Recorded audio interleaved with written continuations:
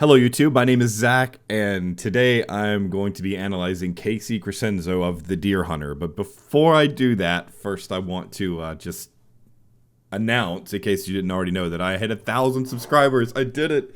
Thank you so much, guys. It is incredible. When I actually hit the mark yesterday, I was just blown away. I was actually hanging out with one of my friends, and I hit 1,000, and I don't think it's still totally sunk in yet that I got there. So I don't know what to say other than thank you so much. And I know that I promised a Mike Patton video, and it's coming. Multiple Mike Patton videos are coming.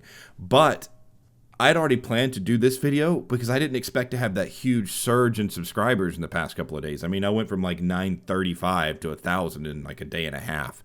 So I did not expect that. So I wasn't ready to do the Mike Patton video. I still have a lot of things to kind of prep with him because it's such a diverse subject. But you should see your first of 3 Mike Patton videos next week.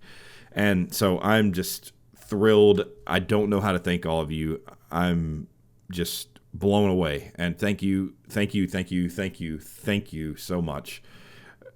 I'll talk more about it in the Mike Patton video, but this has really changed my life, and your support is why. So thank you, and I hope that I can keep up the whatever's prompted you to click that subscribe button. I hope that I keep it up and that you are still motivated to listen to me and follow me. So thank you. Anyway, let's go. This is The Deer Hunter. Well, technically not The Deer Hunter. This is just Casey Crescenzo singing by himself. He's performing a song from The Deer Hunter. And if you don't know who The Deer Hunter is, it is a project created by Casey Crescenzo, who used to be the singer for The Receiving End of Sirens, kind of like a post-rock kind of band. Casey is one of my favorite artists. He is incredibly prolific. If it's music, he does it, and he does it really well.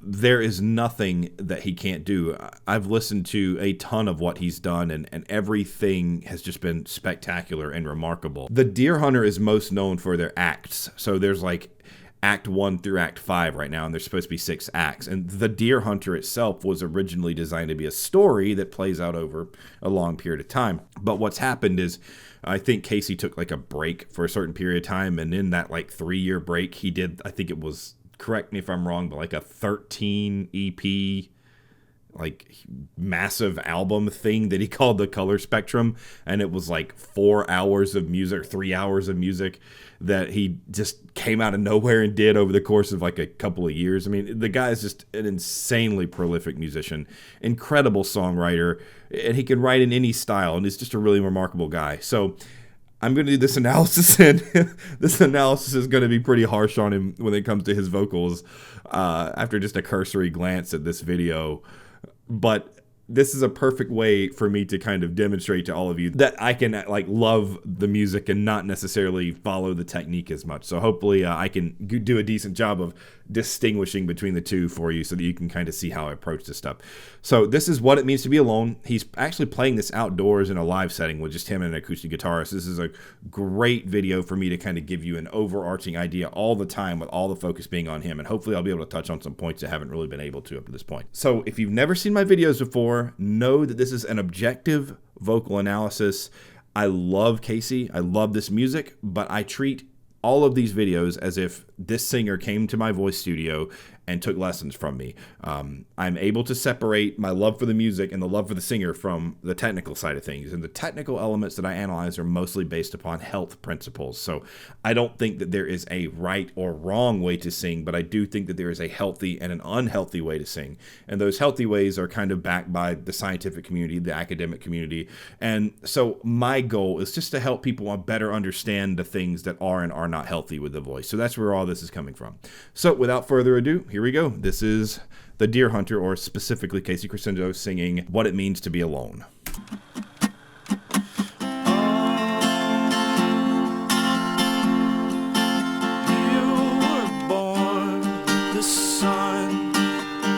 So a very interesting thing about his vocal timbre, his vocal color, is it's very bright and frontal. He isn't exactly a baritone because his range reaches up pretty high, and he doesn't really utilize his head voice all that much. I've actually seen him live before, and more than anything, I find that he uses a lot of push up in his upper range, and he'll move into the falsetto every now and then, but most of the time he has this very bright frontal high larynx timbre, and what that does is it allows him to hit pitches higher, but that does come with some downsides as well, which we'll talk about in a bit. But just keep that in mind, his kind of distinctive singing sound, and kind of a sound that stems from this genre of like almost indie folk rock-ish sound, usually comes from this frontal high larynx sort of thing that they do. And I'll elaborate on that in a little more detail a bit later.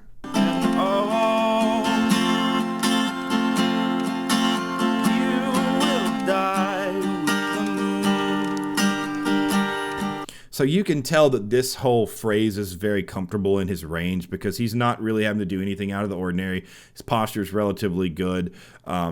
He's not really tensing up his face. His embouchures are nice and small. Everything's kind of well aligned. So you can tell that he's not really having to work in this point of the range. And that kind of slightly higher seated notes, you will, like that's high for me. Like for me to sing that in my chest voice, it probably sounded terrible. Like that's high for me. So the tessitura of this song is generally one that would indicate that he's more of a tenor than a baritone like myself. Like if I had to sing in this tessitura, it would drive me nuts and I just probably couldn't do it.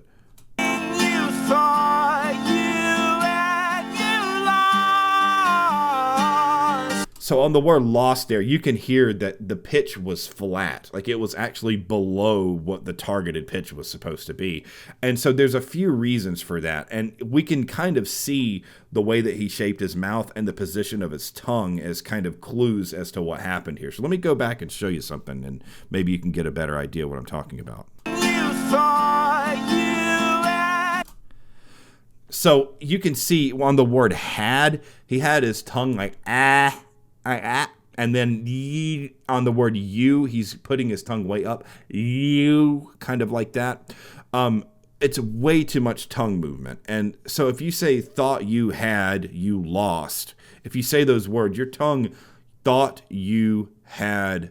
On the word had, your tongue kind of touches the top of your mouth a little bit, but it doesn't ever just stick and sit in the mouth like it is with him. So by him doing that, what it's kind of doing is, I mean, the tongue is basically a muscle. So when you're overly engaging your tongue, it creates tension inside of your mouth because not only is that muscle engaging, but the muscles that control it as well are engaging. So extraneous muscle usage in the mouth as a whole tend to cause tension. And so tension, when it comes to the voice, tends to result in pushing. So a lot of times, if you're singing with a high larynx, and you're pushing the sound, all of the work is being distributed away from the vocal tract, which is what typically puts all the work on itself. Like when you've got a more open vocal tract, the sound has space to resonate and kind of the pressure and all can be released through a bigger chamber effectively. So if the chamber is smaller, then the folds and the things immediately above the larynx have a whole lot more work to do. So it's harder to keep those pitches nice and high. So let's listen to it again. You'll hear where it's flat and you can kind of hear how this frontal like tight thing that he's doing with his mouth carries up into this higher sound and it just doesn't quite transition up very smoothly and it results in it being a little bit flat. You thought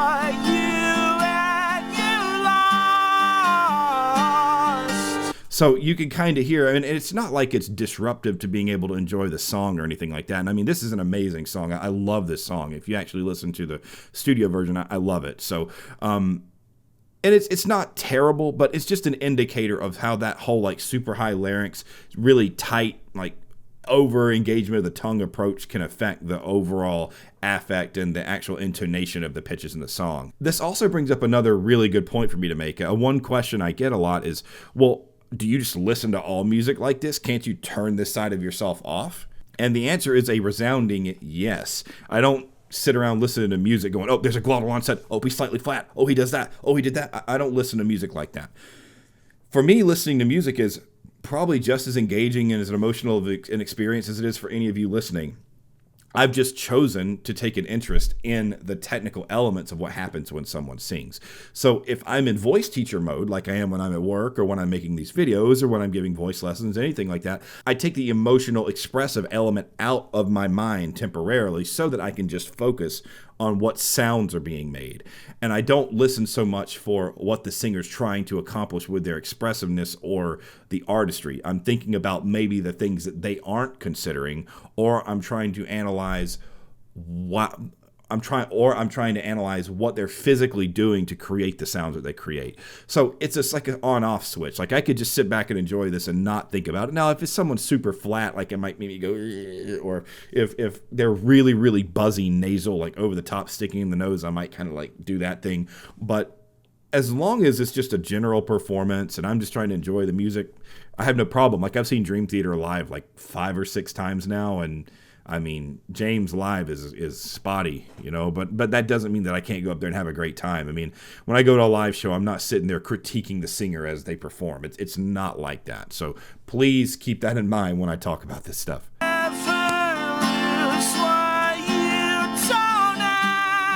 Yeah, so you can see that how like kind of like that. Everything's very wide, and his tongue is like stuffed down at the bottom of his mouth, and he's really exposing his teeth, that kind of thing.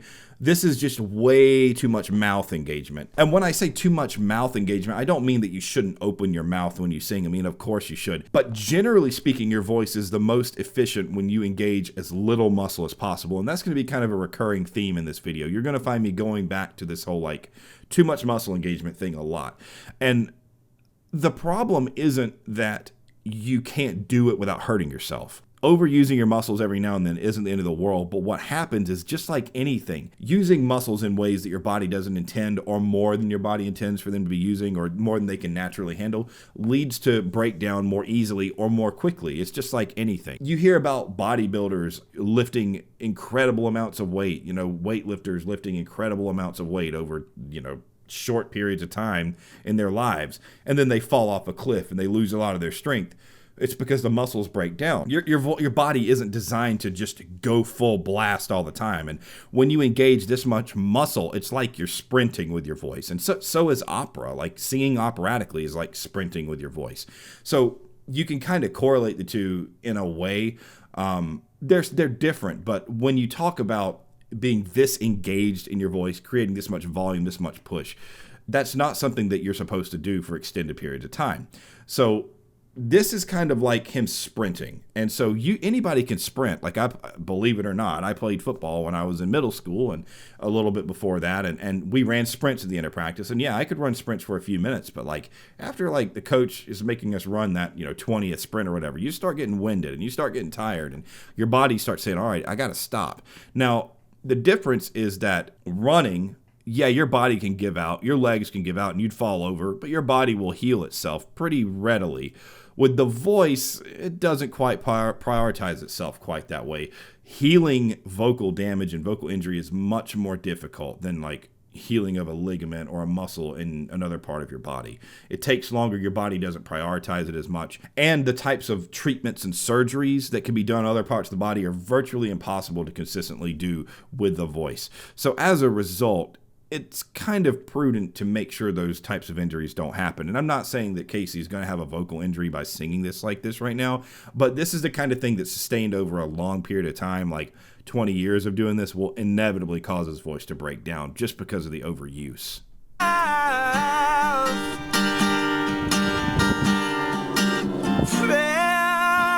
Okay, so if any of you watched the Michael Ockerfeldt video, you noticed that Michael had this tendency to cock open the side of his mouth on certain vowels. So here we have a similar thing going on with Casey. He's kind of cocked up the right side of his mouth and he's kind of doing this thing.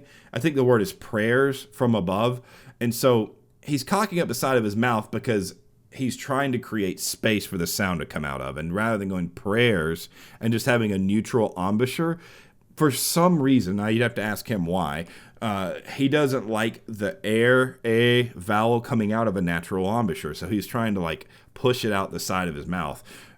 It could be caused by tension. It could be that he's got so much pressure built up that he's just trying to release it somehow, and the easiest way for him to do it is cocking up the side of his face. I'm not sure. It's actually very common for baritones to do this, though, where you kind of open up that side of your mouth just to let the sound out somehow, because you have to open your mouth to create a singing sound. And usually what this is indicative of is the singer just maybe doesn't have a good understanding of embouchures, or isn't very well trained on using a specific embouchure in a resonant sort of way. So, I mean, but this, again, carries over to lots of different genres. You run into singers like Kathleen Battle. Like, she was incredible, but man, her embouchures were weird. I've never heard someone sing an ooh vowel with your mouth like like that. Like I've never heard it, but Kathleen Battle did it. So, I mean, some people are just, built a little differently and can do things in a different way. What stands out to me in this case is that his prayers word, he kind of makes it really slippy, slidey with the vowel. And like, he kind of goes like prayers instead of just doing prayers, like making it a singular vowel. He kind of like elides between like 2 or 3 different ones. So if you listen, I'll play it back and you can hear what I mean. Prayers. Like I can't even really do it. But what he's doing is he's creating a diphthong where one doesn't need to exist. And that might be why his embouchure is so messed up. And it could be that he just doesn't have a vowel to settle on. He can't figure out which vowel to sing prayers on. As a general rule, the best way to handle these situations with a diphthong and you have to sing multiple vowels is just stick on the first vowel and sing it and just sort of like at the end of it. So prayers. Like that, prayers, and just kind of do a tail off with another vowel at the very end of the word. Like you don't want to try to go prayer, like that just doesn't really work very well when you sing. Never answer quite enough. Now only one you have.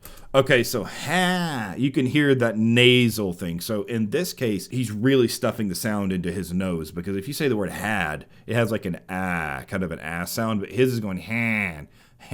So you can hear the difference in the resonance. And a quick rule of thumb, I think I may have mentioned this in another video, but I don't remember for sure. If you ever want to test yourself for having nasal resonance, one thing you can do is just hold your nose. And if you feel a buzzing in your nose and you make sound, so if I say had, and I go had, it doesn't change the sound at all. But if I put it in my nose, and then I hold my nose, I'd go, ha. You kind of hear that buzz. Like if you just make a buzzy sound, then close your nose up, the sound will just disappear. That's how you can tell. If you feel a very thick vibration in your fingers when you hold your nose, that's usually a sign that you're using too much nasal resonance. And in this case, by the sound quality of the vowel, he's definitely very, very nasal. Okay, so it got blurry on me here, but he's singing an ooh vowel. So an ooh, if you look at the natural lip shape, ooh, your lips kind of round, right? If you say ooh, like go ooh la la or something silly like that, you'd see that your lips round in the middle. But his ooh, if you look at it, it's kind of going ee. So what that does is it spreads your embouchure out wide and it tightens the muscles right underneath your bottom lip. It also overly engages the bottom cheek muscles. So this creates unnecessary tension when you can just use a natural ooh vowel. So again, so much of Casey's issues here have to do with the engagement of his facial muscles, over engagement. And one of the common arguments I get is, well, what about if they're just trying to be expressive with their face? And I understand that, but there's a difference between communicating with your face and using overly tight embouchures. So that's probably a difference here. Like if you can be expressive by using your eyes, by like having a slight smile on your face or having a slightly somber disposition. You don't have to sing with weird face shapes to be expressive. Like that's not how people express themselves. Like I don't walk around going, when I talk, if I'm trying to let people know that I'm happy or sad, right? That's it doesn't work like that. So singing's really no different. And so when people argue that they're using facial expressions to be expressive, I mean, maybe, but I don't really buy that so much. Usually these types of things are byproducts of just a lack of understanding of the mechanism.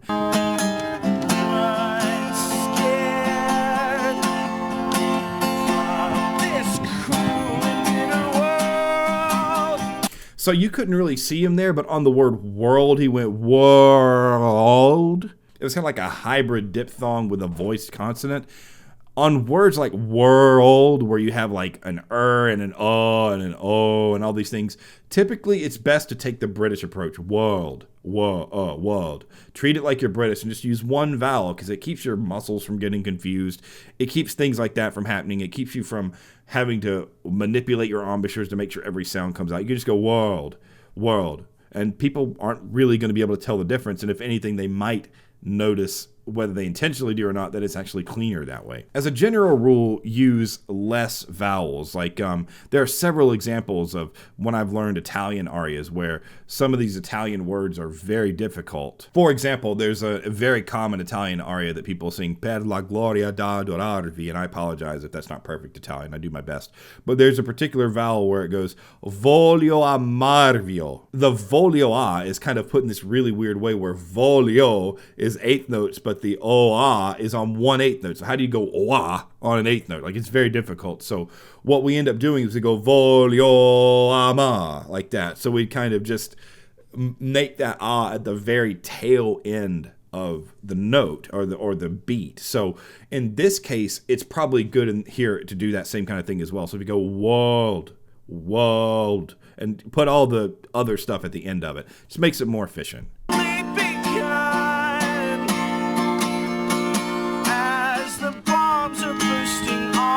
So you're starting to see, and this was not prevalent or an issue at all at the beginning, you're starting to see this like forehead stuff starting to well up. And the reason is that he's got this consistently frontal, high larynx, very pushed sound, and that will wear you out. It will tire you out, and eventually your body's going to say, okay, we can't sustain this like really pushed position for very long, so let's start engaging more muscles to help support the structure. So you start out relatively not tense, relatively loose, and the more he's singing, you're seeing this and this and this, because now all these muscles are getting tired, so the body's saying, we need to put more muscles in, and you can see just by that how easy it is for you to fatigue. He's got this big beard. I guess my beard's kind of hard to see through too, but you can't really see much going on down here, but I would imagine there's probably some tension under his jaw as well, just from what I'm hearing, but you're just going to have to kind of take my word on that one. Smoke a rose. So one thing that you're going to start noticing is his onsets are pretty poor in that he uses a lot of glottal, like So if you start listening to the words that begin with vowels, you're going to hear a lot of glottal in this. It's just kind of like a hallmark of his sound. He's done it in everything I've ever listened for, and it's one of those really damaging things that it will end up catching up to him. I don't know anything about whether or not he's had vocal issues over the past few years or not. I don't know. I don't know enough. He's kind of a secretive guy, I think. I don't think he likes for people to know too much about his personal life. So if he has had some vocal struggles, I wouldn't know about it. But either way, I know that his glottal onsets and all this pushing will lead to vocal damage. And just start listening for that glottal stuff. If you've watched my videos before, you'll know. And if not, listen. If you don't know, if you've never seen one of my videos, it's where you have a ton of pressure build up under the folds, and when the voice engages, the pressure's already there, and the folds have a bunch of air under them, and they just pop together as a result. It typically happens the most when you start on words that begin with vowels. So be paying attention to that. And when you hear that pop sound when he starts words with vowels, that's a sign that his vocal cords are just slapping against one another. And over time, that can develop nodules or basically blisters / calluses on the folds. On azimuth. See, immediately there's two glottals right there. Body's brewed in frigid winter air. So air, that's another diphthong. So he could just gone air at the end and not going air. There's another one. Nitpicky stuff, but it's worth pointing out, worth knowing. Vowels and embouchures can be simplified. You don't have to overcomplicate it. Now, there is the argument that this is stylistic and this is the type of singing that this idiom or this style demands. And if that's the case, that's fine. If you're trying to do something that's like inefficient to fit a style, that's a little different, but it still doesn't mean you shouldn't be mindful of the pros and cons of it. I understand that certain styles require you to do certain things. Like, for example, when I was singing in a gospel choir at one point in college, like all of their embouchures were like, like everything was super wide, and like the vibrato was really wide, and their embouchures were just like wide open. And so I had to do a lot of that, and it was so foreign and felt so weird, but it was the style. If I sat there and I was like, oh, and did it like the opera thing, it just didn't fit. So there is an argument to be made that some of these like manipulations of his embouchures and these like heavy diphthong usage and stuff, it could be the style. So there's the counter argument, and if that's what he's doing here, then I can totally accept that. I shut our eyes to the sea we thought that we had. So you can see him again here kind of like pulling that kind of side of his cheek thing up.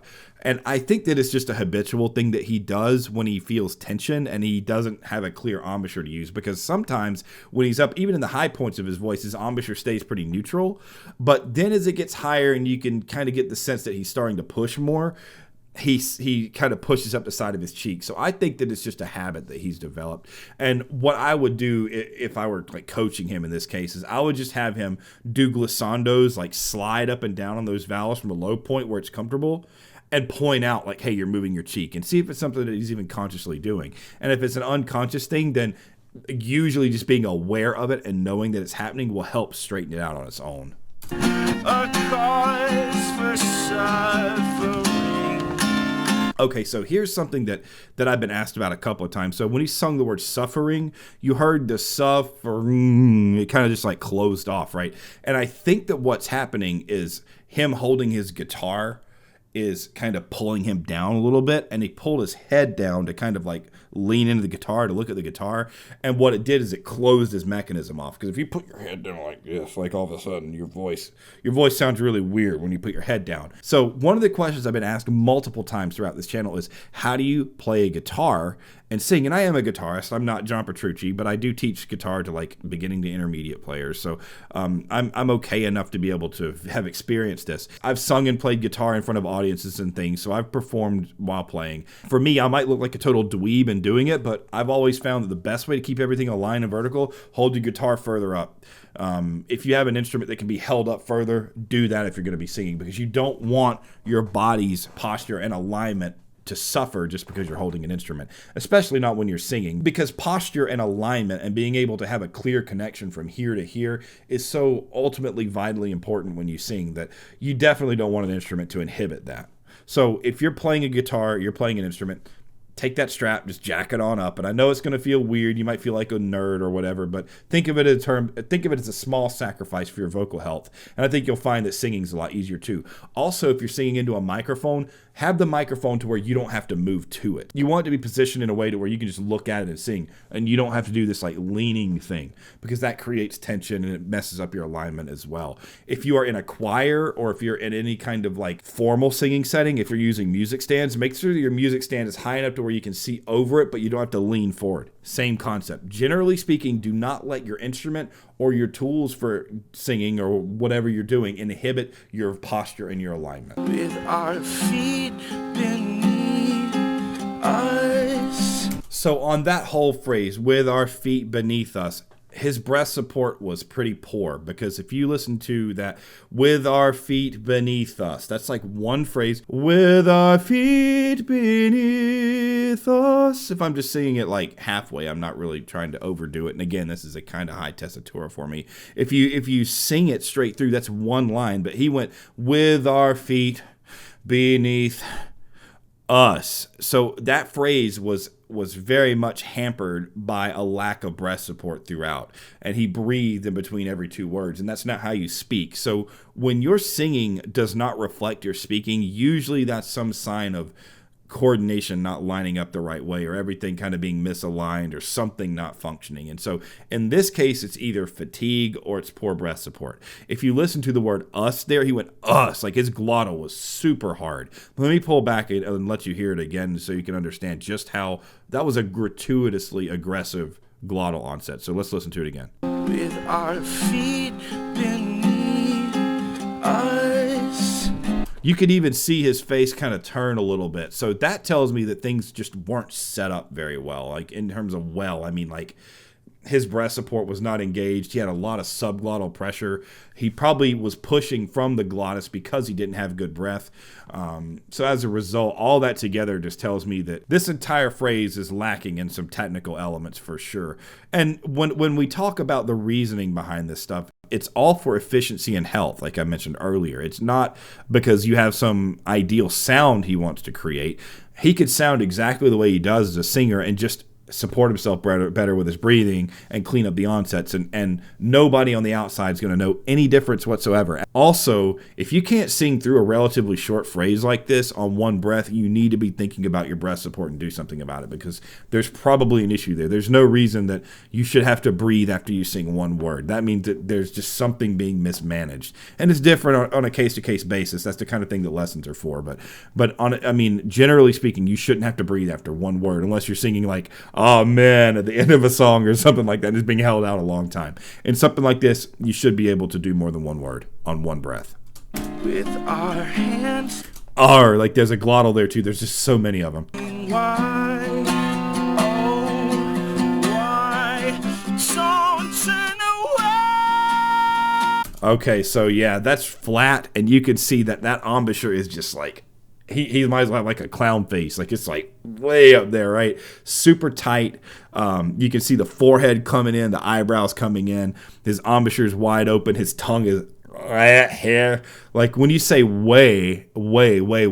So if you do that and you feel it, your tongue actually moves to the bottom of your mouth. His is like arched way up. Way. He's doing like that. And when I do that, I can feel the tension in my jaw. I can feel the tension in the top of my mouth. I can feel the tension back here. So he's just pushing out this high note as much as he possibly can. If he released some of this tension, it would probably be easier for him to hit, and he probably wouldn't be as flat on the note as he is here. So yeah, this is a perfect indicator of what happens when you overexert.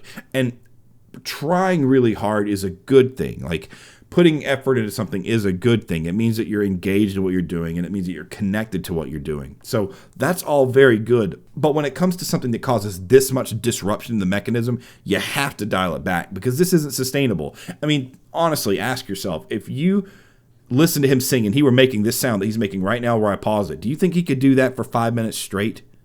No. There's no way that his voice could sustain what he's doing right now over any extended period of time. You could just look at it and tell. It's like, it puts me on edge. Like, how long can you keep this up kind of thing? There's no way. It's not possible.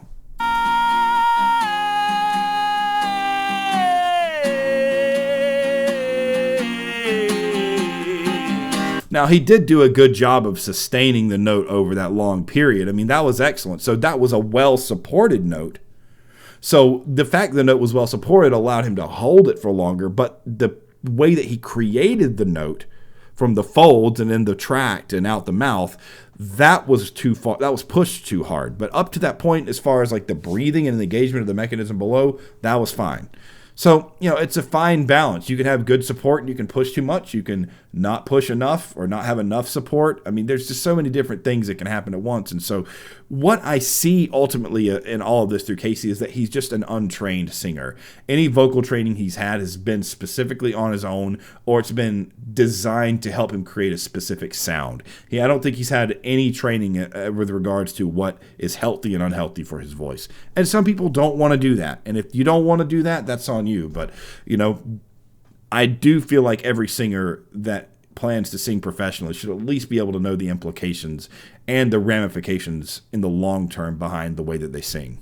Prayers from above never answered quite enough.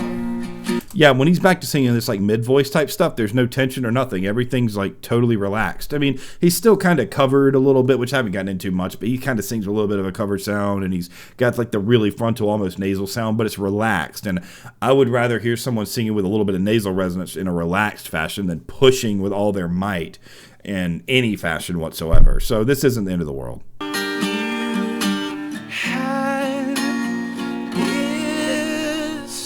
So on that last note, you hear that, you can almost hear like a fry coming through it. That could be a sign of vocal fatigue. It could be that his folds aren't fully closing. Either way, that's a sign that your voice is saying, don't do that. So if you're singing in your regular voice and you hear a in the middle of it, that's your folds telling you like something's not right. We're not closing all the way. Don't do this. If you sing like that over a long period of time, you're going to damage yourself. And I think that a lot of rasp in singing comes from people deliberately making that kind of sound. And it's not good for you because your folds aren't fully closing, and that ultimately causes nodules, like I mentioned earlier. So that's the end of this video. I feel like I just spent like however long this video is going to be bashing Casey, and I hate that because, like I said, he's one of my favorite artists. I love the dude, and his music has been some of the most like impactful, moving music to me that I've ever heard in my life. So, you know, as a voice teacher, there's this fine tightrope balance you have to walk of like, do I judge the singer based upon strictly on artistry, or do I look at the long-term vocal health? I mean, there's an argument to be made that this music would not exist in the fashion that it exists if it weren't for the poor technique. Maybe that's true. Maybe if he sung with great technique, something would be lost in the music. There's a very real possibility of that, but I don't know. So all I can do is say, this is healthy, this is not. And across the board, Casey has some very unhealthy vocal habits. Whether this is going to cause him damage in the long term, we don't know. He's still relatively young. He's in his mid-30s, so he's getting close to his vocal peak. I wouldn't be surprised if we saw some kind of like tail off in his top end range. Typically happens to people with his voice timbre, voice type, especially with him not really utilizing any head voice to kind of counterbalance the high stuff. I wouldn't be surprised if his range took a little bit of a dip, but time will have to tell. There's no real way to know at this point. Now, on the flip side, Mike Patton, who's coming up next week, has done nothing but bad habits his whole life, and he's made a career out of it, and he's still doing it like a madman to this day. So everyone's a little different, and everyone's voice can take a little bit more abuse than others. And if Casey's been able to sustain this for a good 10 years now, you know, we'll see. We'll see where it turns out.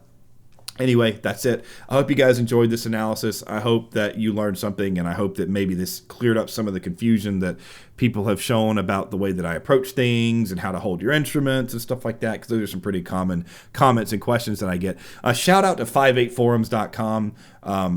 Long-time friends of mine, and it's a great music forum, great community. They've been really supportive of me in this whole process of making this channel, and actually the whole thing that made me realize that people might be interested in knowing about the voice in this way is that forum, because I kind of have a thread in there where people have like linked videos to me and got me to type out my analyses of them over the past few years. So that kind of made me think that this whole thing is actually worthwhile and people want to know about it. So I've got a lot of friends on there, and one of the guys on the forum asked me to call him out by name. Taco Tuesday, you happy? So they wanted me to call him out by name. So there you go. There's your shout out. At any rate, I do have a Patreon. I'll put the link in the description as always. Please like, please subscribe, comment. Let me know what you think about some of this stuff with Casey. Let me know about how you feel about the balance between artistry and technique, and tell me how you think my role as a teacher should play in this. You tell me how, if you had a voice teacher, how balanced you would want them to be, and tell me, and honestly tell me if you think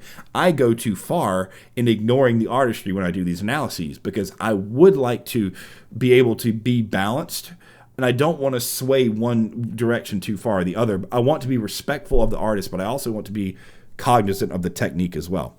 So, yeah, I do have a Patreon. I give voice lessons. If you're interested in lessons, I'll put my email down in the description.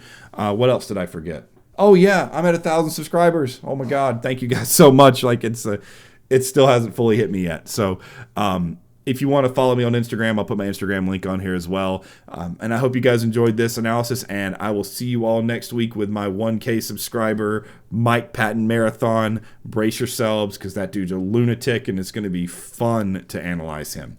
All right, you guys take care. See you all next week. Bye.